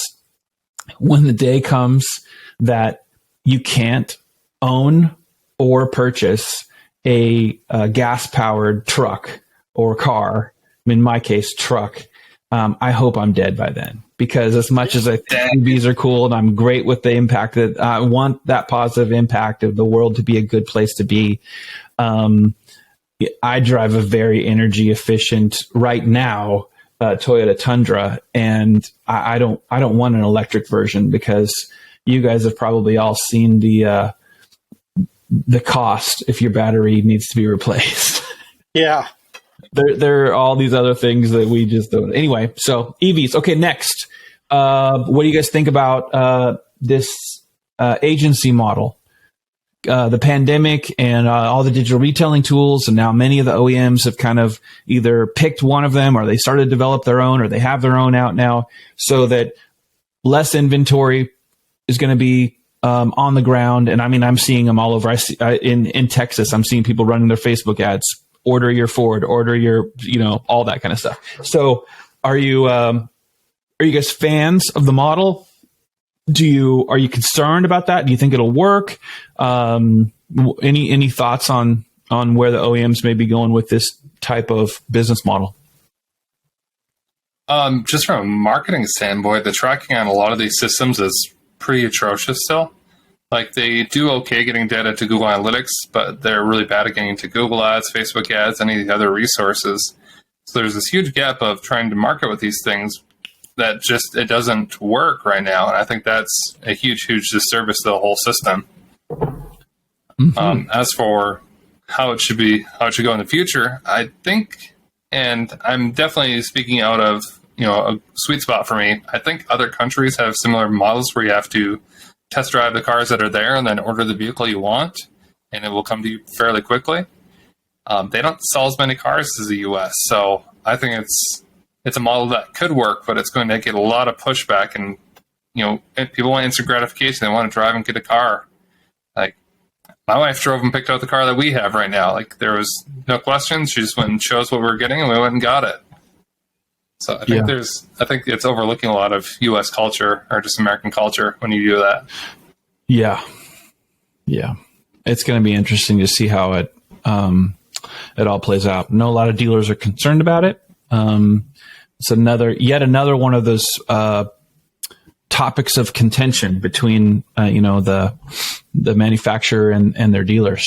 It's not necessarily an easy one to navigate. It'll be interesting to see how it all shakes out. Okay, favorite digital marketing company other than yourselves? Ooh. I have one, but I don't really believe in the way that they do Facebook marketing, but I love their in work environment, for one. I like their attitude, and they are a direct competitor as well. And you don't have to do their name if you don't want to. It's Dave's company, Dave Spanicki or Spanicki. Spanicki, yes. Yeah. Reunion. What's that? Reunion Marketing. I wasn't being disrespectful. I just wasn't. It wasn't. Oh, I know you're not. I respect that company personally. So, Cody, I have a lot of respect for Greg. So, I mean, I put it. Oh on yeah, that one. Greg too. I should have said Greg. Yeah. Greg's probably one of my number one allies in this industry, honestly, and has been for several years. Yeah, so I should have said that, but A lot of people don't realize that, because Gifford has this larger than life personality, and he loves that limelight. I don't know that he would admit that, but he does, and he performs really well in that. But a lot of people that don't really know him don't realize that he's also very collaborative, very down to earth, very friendly. Yeah. He's one of those people that can be a direct competitor, like Spanicki, really, and the guys at Reunion. You can be direct competitors, and that they'd be telling people, evaluate us both. Talk to people, talk to some clients, make it good. But if you choose them over us, thank God you chose them and not XYZ, because I won't ask you to give a long list of, jackass providers that we would never want anybody to use. So interesting. Well, I like both of those people in those businesses as well. Okay. Last two that are very, very kind of more work focused. Website providers who are easiest to work with relative to SEO. Not applicable. It's that bad these days? It's so bad. The one that we've been able to have some good luck. We haven't got to use them a lot yet since we've came to an agreement to be able to work well together as Dealer eProcess. Mm-hmm. That's a company that's agreed to be able to get rid of work well with us as a team. A lot of the other ones have fallen off the cliff. you're going to be shocked by the one that Cody tells you is the one that's actually working the best for us right now. I never thought we would be at this position where we would be saying that, but the one that works the best for us right now is Cody.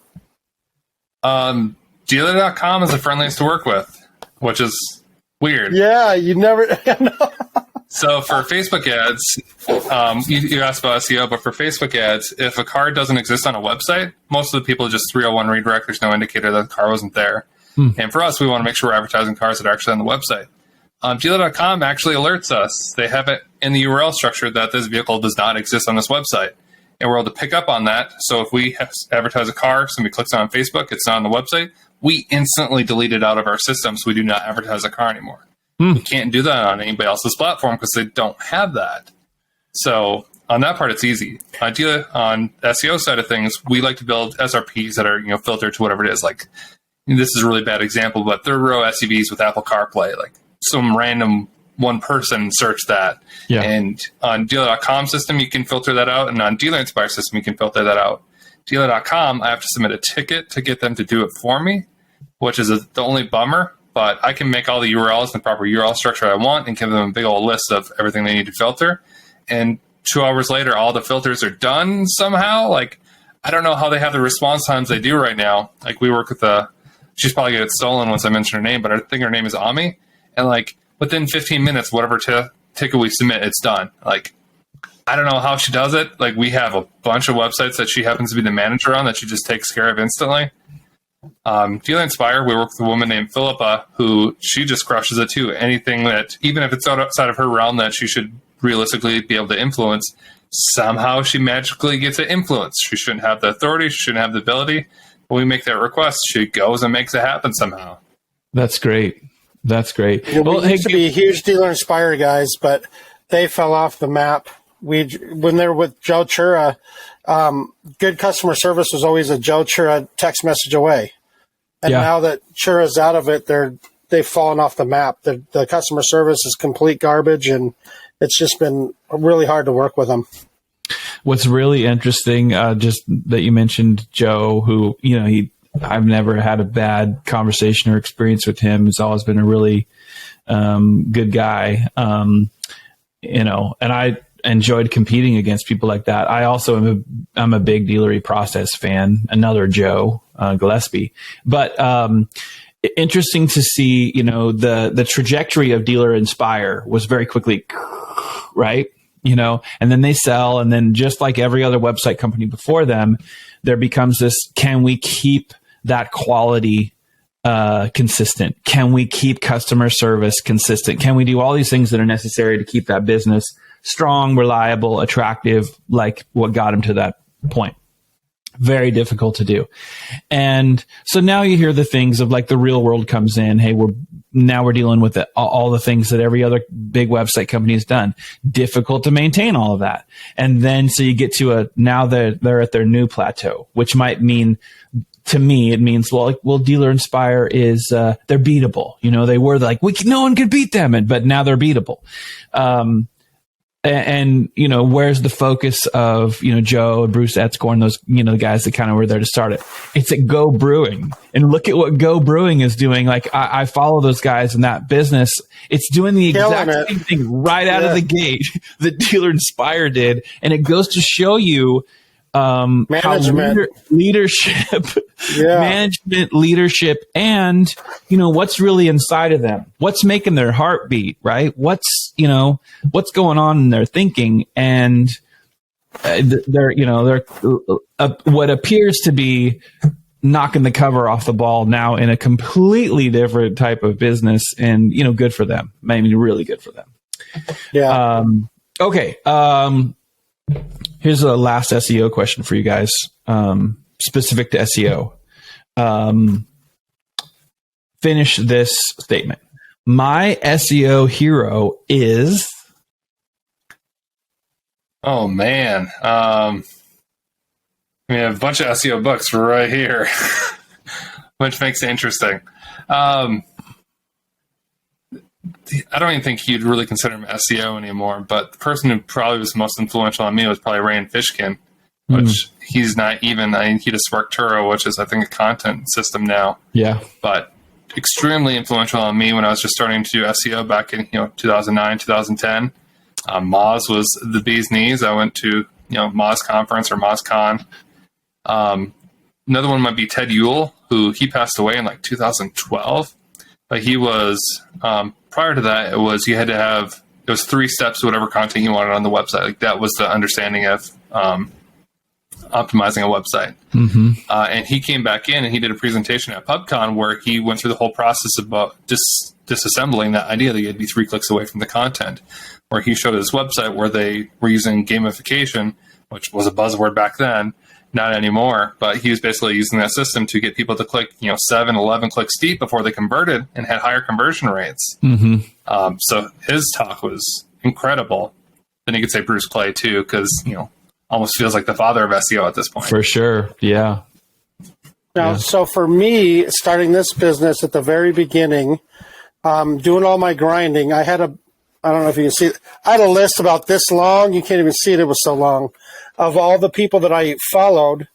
And it was a long list. And that list just kept dwindling and dwindling and dwindling the more educated that I got. And then everybody started dropping off the list. And I'll be honest, I'm not brown nosing, but you, Shaun Rains, was the most effective, like cut the bullshit out and show what actually moves the needle and what actually makes a difference.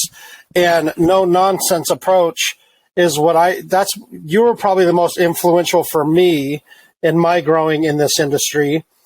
Even because I was exploring everybody on the outside too, even because before Cody, I was the one that was our SEO. I was the one that managed everything. I did all the strategy, everything. And all of that came from just going through everybody. I listened to every single SEO person that's out there, every one of them, and just testing everything with data and cutting through all the crap and all that kind of stuff. And you have always been the one that's had the least amount. I haven't found any bullshit in any of the things that I've learned from anything that you've discussed.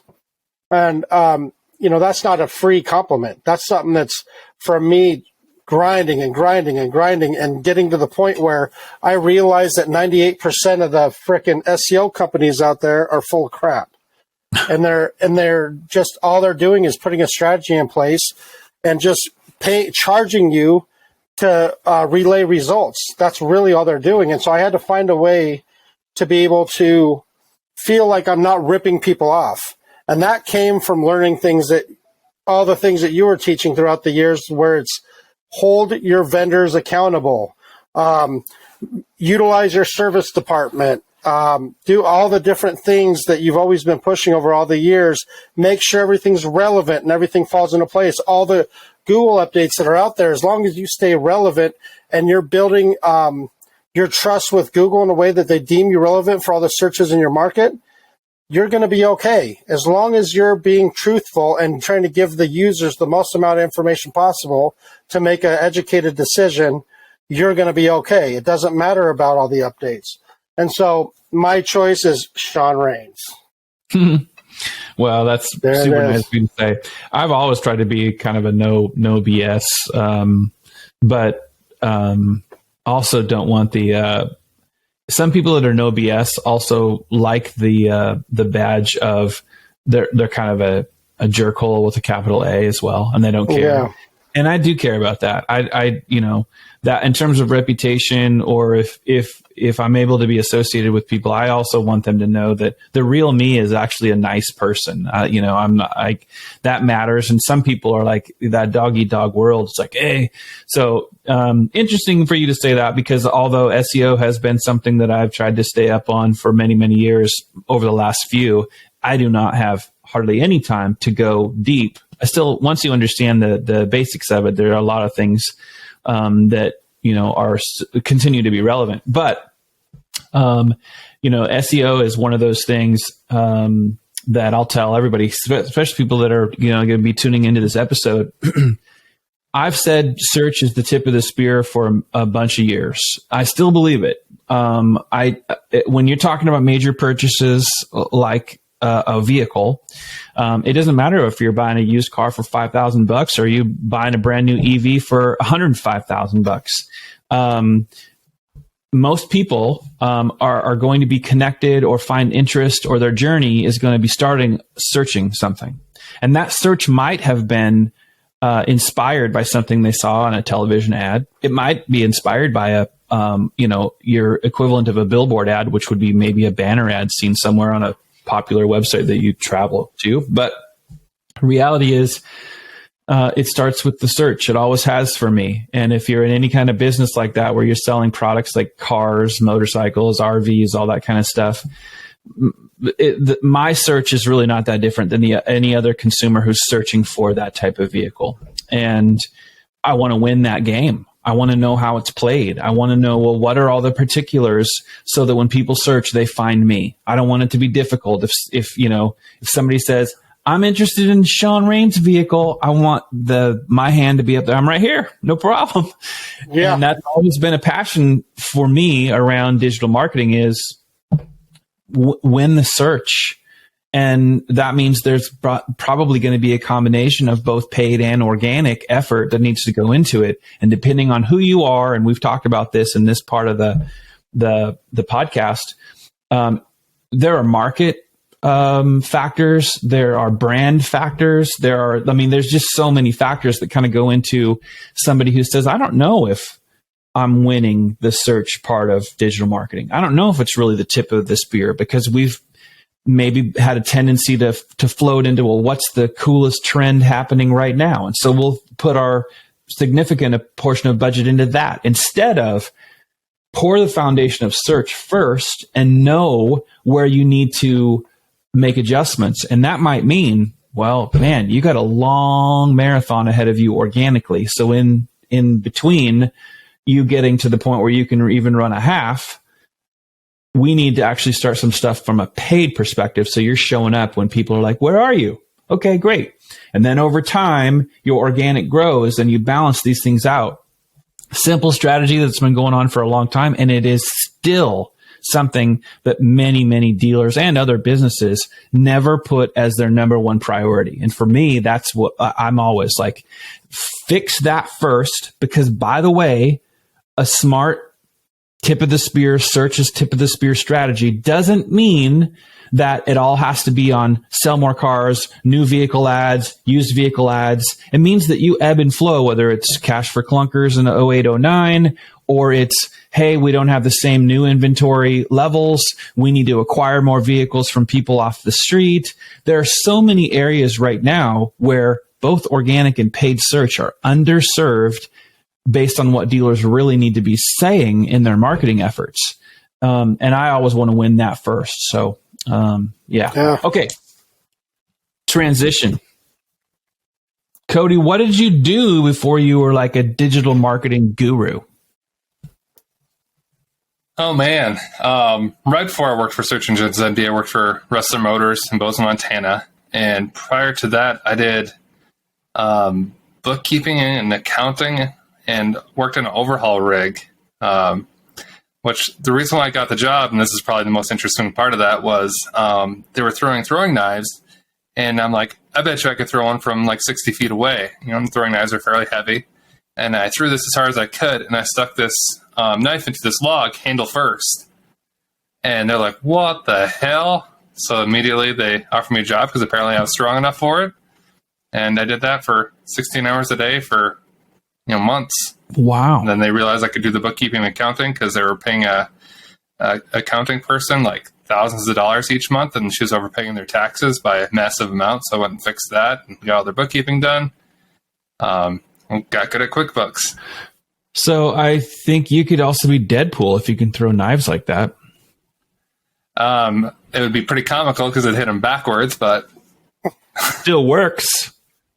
I just make sure I wear the brown pants. That's right. This guy got it right. He wore the brown pants. Love it. What about you, Donovan? What did you do before you were a search engine guru? Oh, well, I traveled the world as a flair bartender and bar consultant. So people would hire me to come into their bar. I'd never apply for a job, but people would hire me all over to come into their places, train all their staff on how to get the most amount of money out of each guest. And the way I did it is just teach them 100% customer service.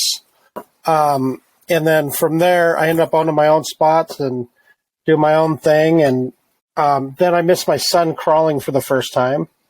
So I planned on just being a stay-at-home dad. My wife would be the provider of the family, which she is. And from there, created this company. Yeah. Very interesting. Yeah. And I also know this, that you're a fighter. You're not just an MMA fighter. You're not just actually a combat sport fan. You were a fighter. How many years did you do that? I started boxing in 4th grade, and because I lived kind of a rough area, and I did a little street program thing out there, and then got into martial arts, and then got into pancration, which back then that was MMA. So it was like submission wrestling with strikes. And then as you get more advanced, it turns into basically the same thing as MMA. But yeah, so did all that, did MMA, kickboxing, boxing. As far as years, my whole life, I'd say. I don't know. I had to quit recently over the last 4 years or so because I got in a bad car accident, and after all the concussions over all the years, that one pretty much ended it for me. So I'm not able to do it anymore, but I did it for a long, long time. So, what's your favorite combat style, by the way? Well, my favorite to practice is boxing, honestly. But as far as actual combat style, the most proven is Brazilian Jiu-Jitsu. It just is. Yeah. Brazilian Jiu-Jitsu, and that's it. So in no particular order, top 5 fighters. I'm still Chuck Liddell, Hoist Gracie, Matt Hume, who was my trainer. Also, God, it sucks to hear. So Jens Pulver is also one. He was a lightweight champion for a long time. Yeah. And then there is one other heavyweight, and I cannot remember his name, but he's a guy that's been a really good human to me. And he was from Brazil, and he trains out of California. But you know what? I'll just go with, since I can't remember his name right now, I would say Josh Barnett. Oh, another good dude. Yeah. Yeah, he is a good dude. Interesting. Yeah. Innovators. Yeah. Yeah. Some of my favorites, BJ Penn. I'm a huge BJ Penn fan. So I almost said BJ Penn. That's why I was like, because I've been hearing a lot of bad stuff about him lately. But I was back in the day. So he's part of the old school, where in the old school, you got to treat it like a professional sport. So it's treated like a professional sport. You're not, puff chest and talking mean, like being a disrespectful person and doing the WWF stuff. That's not the way you do it. You go in there, you be respectable, and he would just sprint in there, ready to go, get in there, fight his ass off, and sprint out. That's what he would do. And he fought hard, respectable person. A lot of people respected him. And I've just been hearing this just in the last week. I've been hearing some rough stuff about him. But yeah, I'm also a BJ Penn fan. All of those guys that, especially nowadays, especially UFC, but it's, I'm sure in other, not whatever leagues, whatever they call them. But all the guys now that, they come into the fights and they're wearing these super expensive suits and all the, all that kind of stuff. I can't stand any of that. Like, I'm with you when you say, like, it's gotta be professional and it's gotta be because it helps grow the sport and all that. But I just, all the glitz glamour, it's like watching these NFL guys, they now play with their big gold chains on and all the jewelry while you're playing football. Like, come on. No. I guess I'm just more of a purist, and I loved that about BJ Penn. Cowboy Cerrone, Donald Cerrone. Yeah, Cerrone for sure. Hell yeah. The Diaz brothers, Nick and Nate are like that. Just, Rich Franklin was like that. Yeah. Hell yeah. You know, and so I've always liked Cub Swanson. I like Cub Swanson. And I know he isn't necessarily the best human ever, but as a fighter, I've just always loved John Jones. Talk about innovator and just dominating, like, dude, what he did. Oh, yeah. No, for sure. 100%. Light heavyweight division forever was crazy. Oh, yeah. So, okay, so I got to get your take on this. Okay. Yesterday, I think it was, huge music announcement from Metallica. Did you see it? Do you have any thoughts on it? If you didn't see it, I'll give you the quick summary. About their tour for 2024. Well, and they have dates for 2023 that start. So it's this M72 World Tour, no repeat weekend. 72 seasons.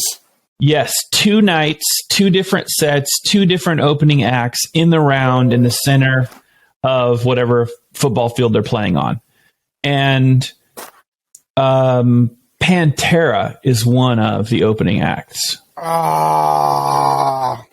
Pantera brought back with Zakk Wylde on guitar and Charlie Benante from Anthrax. Interesting. Yeah, Pantera was one of my favorite bands. Yeah. So I think that at least in I told my wife this last night. I was like, man, they are coming here to I think play the AT&T Stadium where the Cowboys play.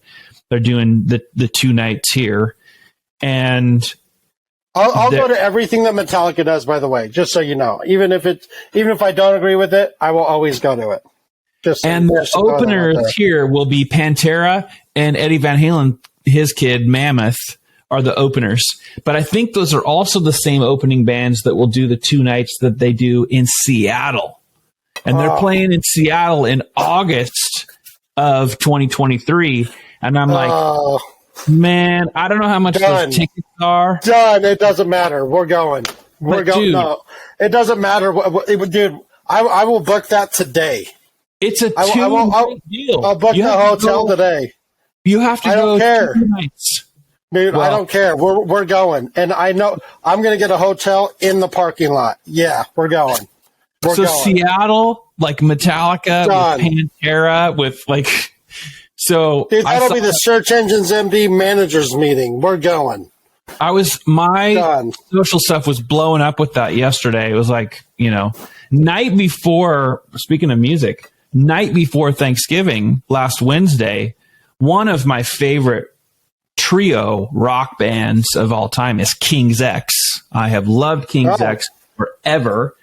And they played a little club called Trees in Dallas on Wednesday night. And it was amazing. It was so incredibly amazing. So good.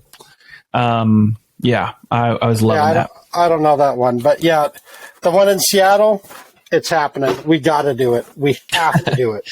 Right. For me, I'll be able to tell you some cool stories about seeing all the participants in those bands, the cool experiences I've had in Seattle with all those guys. Not cool. Oh yeah, because you're also a Pacific Northwest guy. Yes, from Seattle, and I was a roadie for a grunge band back in the grunge days, and it was a really well-known band at the time called Richard Four. But the company back then was a pretty interesting company. So yeah, that's cool. Things. So, what part of the Northwest did you grow up in? I grew up in Kirkland. Kirkland, East Side. Yep, exactly.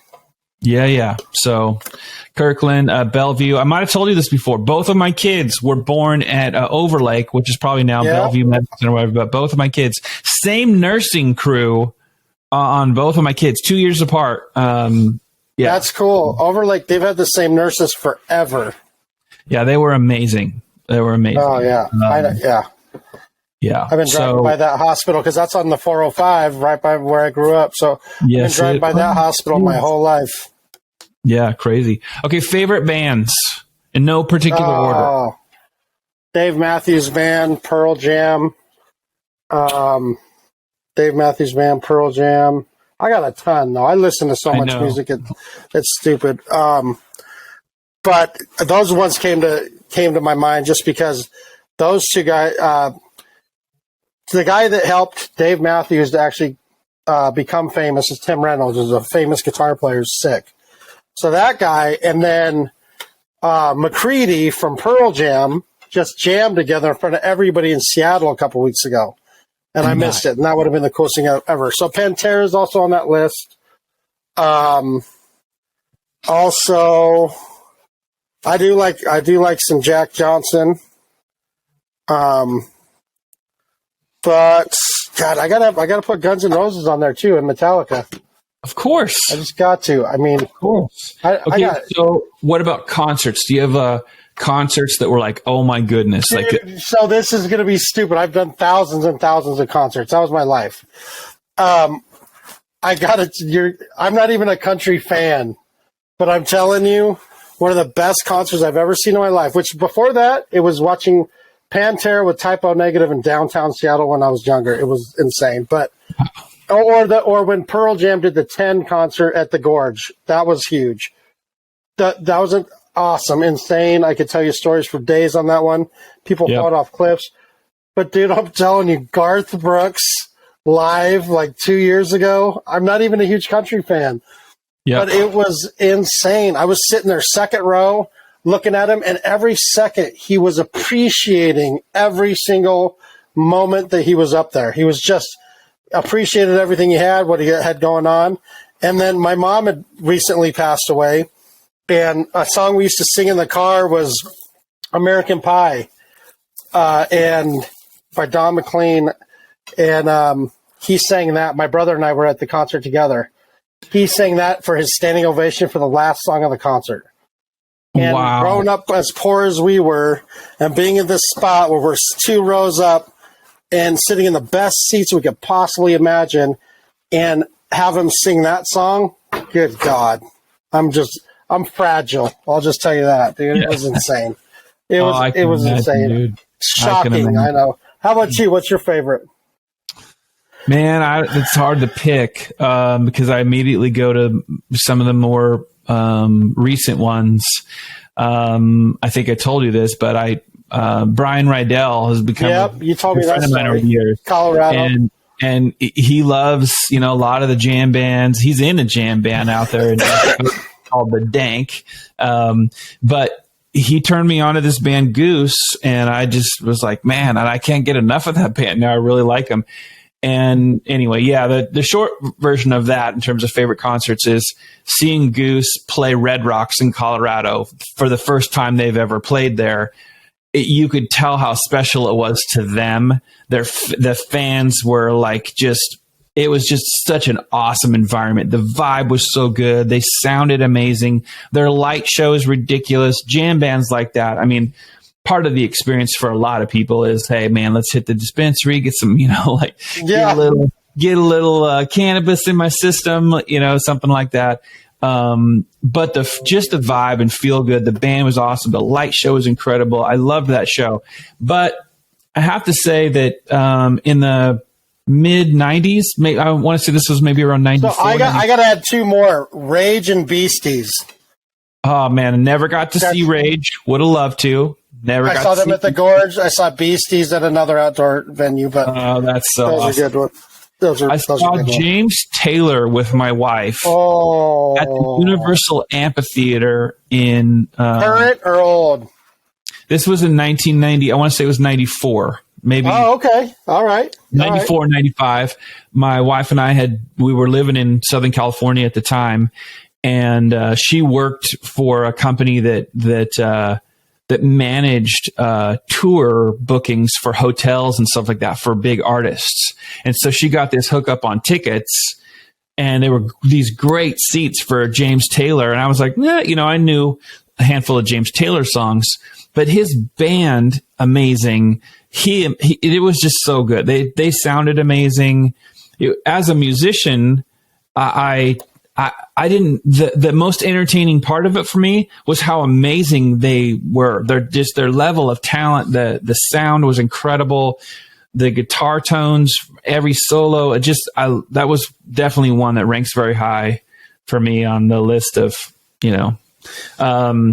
so I would say James Taylor was definitely one of the best. The Goose show this past summer was amazing.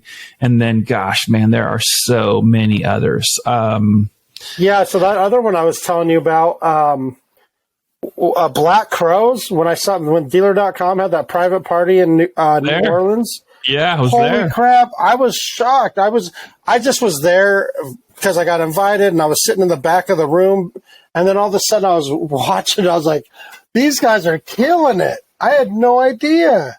Yeah. They were insane musicians, and I was in awe, seriously in awe at that show. It changed my life. I still have never bought one of their songs, but still, I love it. Great show. And I got to say, there's for me, and I think probably the same for you when it comes to going and seeing live music. I love going to big concerts. It's always fun to see a huge, big show and pyro and lights and all that stuff's amazing. And then I contrast that with literally one of my favorite bands of all time is this band King's X. They have not put an album out for like 15 years, and then they just put one out in September, and it's awesome. But I went with a buddy of mine who we go to shows here in Dallas every time we can. And he was like, "Lo, I got some friends that are up by the front." So we were right up, like 2 or 3 people from the stage, but it's a small club. Trees is a small venue in Dallas, one of my favorites. And if you want to get close to the band, you're right there. And it's like, I don't even just turn the lights on. I want to see and hear these guys play. And it's this connection of band with audience. Like when you're so close to them that you can see when they actually look at you specifically in the eyes in the audience. It's just this really, really cool experience as a fan of live music. It's super awesome. So I had one like that, as well, called Ozo Motley, and that's like a Latin dance band. And where I'm just sitting there watching them, and then they have some stuff like this, just like funk, and then they got some stuff that's like Latin. But then they come out into the crowd and just go all acoustic, just all drums and just some string instruments, and everybody dances together. And like the bouncers were dancing, and the security, everybody in the whole place is dancing. So I get it. On those oh god, super cool. And that you just made me reminded me of another concert that is definitely probably in my top 5, maybe top 3, and it's my wife's favorite group. They're called Nickel Creek. Oh yeah. You should definitely look up Nickel Creek because of the comments you made about the mandolin, because the guy that plays mandolin and also sings, but the guy that plays mandolin in that group, I think, is the best mandolin player to ever walk the planet, and that's saying something. Okay. If you look at everything that his name's Chris Tilley or Thile, Thile.